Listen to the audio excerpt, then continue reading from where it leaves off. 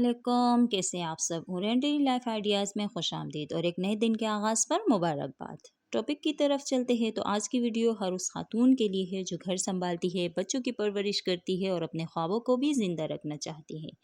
अगर टॉपिक पसंद आया हो तो वीडियो को लास्ट तक ज़रूर देखें। आज मैं अपनी रूटीन सुबह से लेकर आप लोगों से शेयर करूँगी और कुछ बातें भी करूँगी और रेसिपी भी आप लोगों से शेयर करूँगी। तो मेरी कामयाब रूटीन में है मेरा सुबह जल्दी उठना, फजर का टाइम। फजर का 1 घंटा आपके दिन भर के कामों को किस तरह मैनेज करती है और किस तरह उसमें आसानी पैदा करती है, ये मैं आज आप लोगों को बताऊँगी। तो फजर की नमाज और कुरान के बाद हम आ जाते हैं अपनी रूटीन की तरफ। फजर के बाद हम आगे किचन में हमने नाश्ता वगैरह तैयार किया और किचन की छोटी छोटी ये मैनेजमेंट जो होती है ये हमारी डेली की रूटीन को बहुत इजी बनाती है।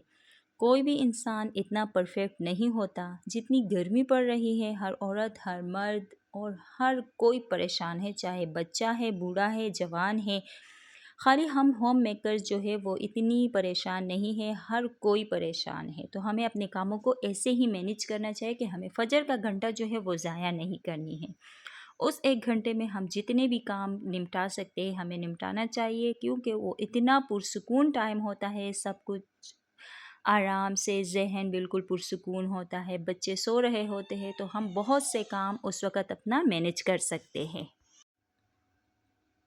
और हम होम मेकर्स जो है वो इतनी मज़लूम बन जाती है कि हम पर बहुत जुल्म हो रहा है, क्योंकि और थिंकिंग औरतें बहुत करती हैं ना। औरतों की बात ही यही है कभी मर्दों को देखा है वो कहे कि आज हम थक चुके हैं, आज हम काम पर नहीं जाएंगे, गर्मी बहुत है। नहीं भाई, वो काम पर भी जाते हैं। काम के बाद जब घर आ जाते हैं तो वही थका हारा चेहरा, वही मुरझाए बाल, कपड़े, चेहरा वही देखे और थक जाता है। तो प्लीज़ कुछ रहम करें अपने आप पर भी और अपने मर्दों पर भी, ठीक है।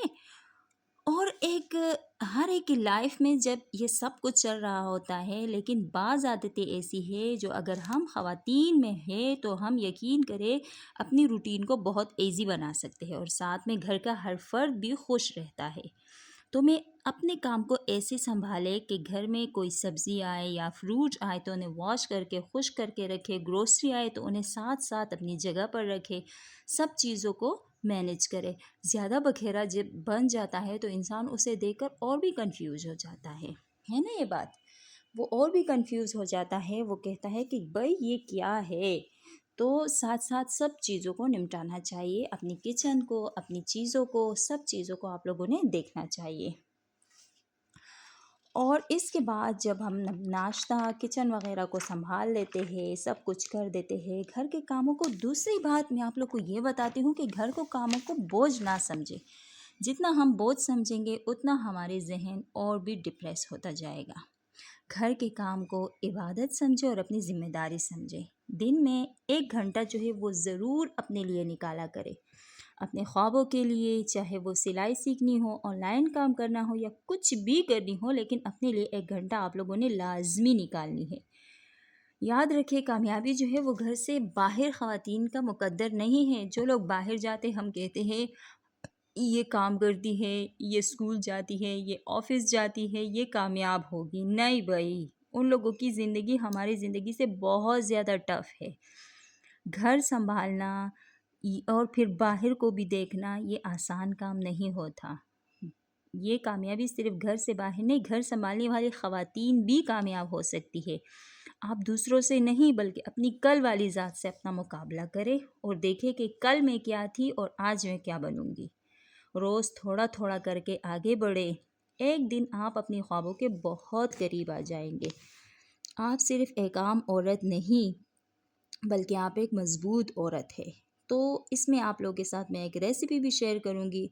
रूटीन तो आप लोगों ने मेरा देख लिया कि किस तरह मैंने सुबह नमाज कुरान के बाद मैं फिर किचन में आ जाती हूँ, सब कुछ निपटा के अब मैं तैयारी कर रही थी लंच की। तो मैंने कहा चलो ये छोटी सी रेसिपी भी मैं आप लोग के साथ शेयर करूँ। इतना ज़्यादा परफेक्ट प्रोफेशनल शेफ़ तो मैं नहीं हूँ, बस घर में जो कुछ बनता है वही। तो लहसुन अदरक और हरी मिर्चों का पेस्ट डालने के बाद मैं फिर इसमें अच्छी तरह बुनाई कर दूंगी और इसमें थोड़ा सा ज़ीरा भी मैं ऐड कर लूँगी। इस टाइम पर जो ज़ीरा ऐड किया जाता है ना तो उसका टेस्ट बहुत ज़्यादा अच्छा आता है, ठीक है।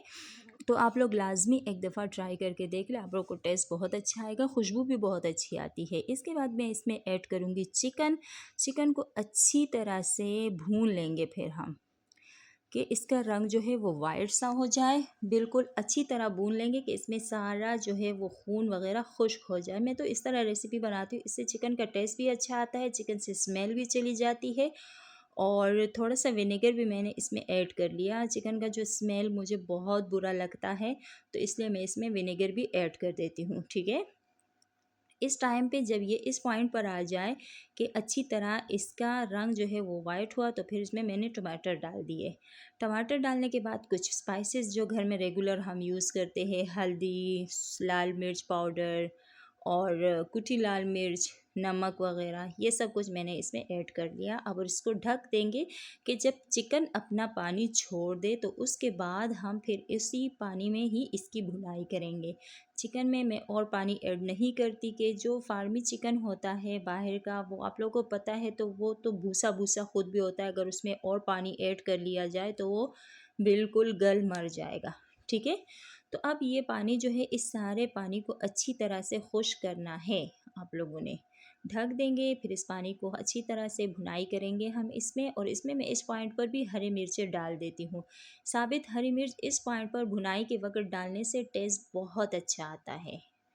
اس ریسیپی کو آپ لوگوں نے لازمی ٹرائی کرنا ہے۔ اگر ویڈیو پسند آئی ہو تو لائک کریں، شیئر کریں اور چینل کو ضرور سبسکرائب کریں۔ نئی آنے والی ویڈیو اور اسکرپٹ تک مجھے دیجیے اجازت، اس دعا کے ساتھ کہ جہاں بھی رہے خوش رہے، آباد رہے، خوشیاں بانٹے، تاکہ اللہ تعالیٰ آپ لوگوں کے لیے آسانیاں بنائے اور آپ لوگوں کی زندگیوں کو خوشیوں سے بھر دے۔ آمین ثم آمین۔ اللہ حافظ۔